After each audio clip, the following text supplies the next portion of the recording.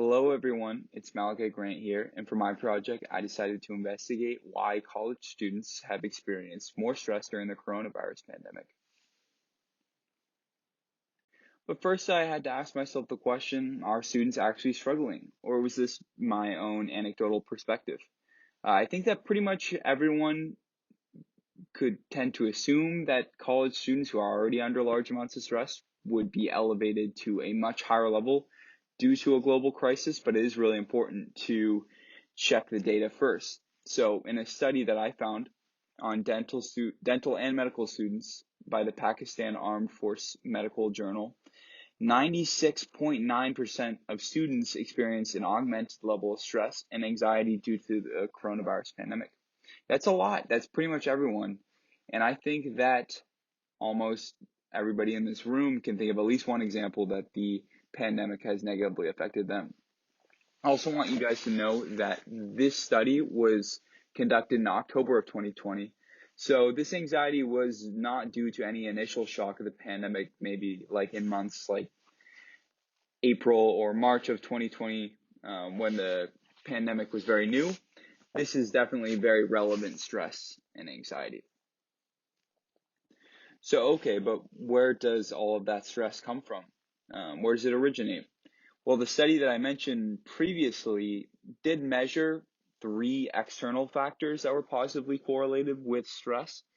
One of which being economic influence, our finances, obviously, our ability to pay or get paid, academic struggles, influence on daily life and social support. Maybe you had a guidance counselor or a therapist that you can't see in person. All right, well, these are uncontrollable byproducts of a global crisis. We know that these things are going to happen. They're inevitable. We can't really do anything to change them.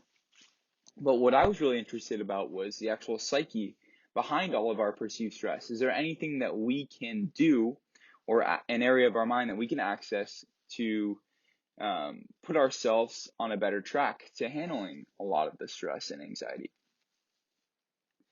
And through my research, I found there actually was.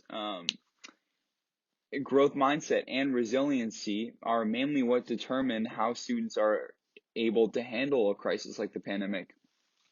In particular, a study conducted in China in 2021 discovered that students who possess a growth mindset actually tend to have a lower perception of the strength of an event like the COVID-19 pandemic. Maybe they're a little bit more optimistic about it, which therefore can lead to lower perceived feelings of stress, which then will lead to a greater learning environment and engagement for those kids.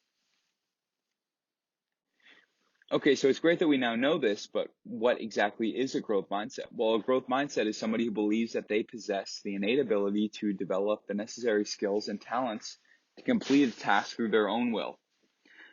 Somebody with a growth mindset also sees a difficult situation or task in a positive light. They see it as an opportunity to grow and an opportunity to become stronger and sort of be molded by these hard times. Individuals with growth mindsets understand that life is full of diseases and pain, but they don't necessarily let that stop them from using their own determination and self-transcendence and continuing their efforts. So is any of this information helpful to you? Well, it is. If you naturally tend to have a fixed mindset, meaning you believe that you are either good or bad at something based on your inherent nature, your genetics, like you have learned helplessness and believe that you were either born with an ability to do something or you're not, that's okay. According to Psychology Today, a growth mindset can actually be practiced and developed. So here are a couple ways that we can actually practice developing that growth mindset. One of which would be to acknowledge and embrace imperfection. Failure is definitely not a step back, but a step forward in the right direction. Make sure that we're considering challenges as opportunities. They're definitely an opportunity for us to grow stronger.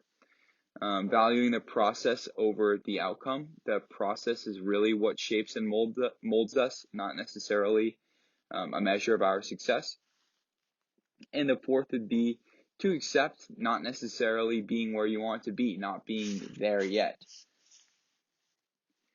So to end off this presentation, I would like to ask you guys to think of one aspect that the pandemic has negatively affected your academic life and sort of think of that aspect and evaluate yourself on it. Do you think that you acted upon this challenge with a fixed or growth mindset?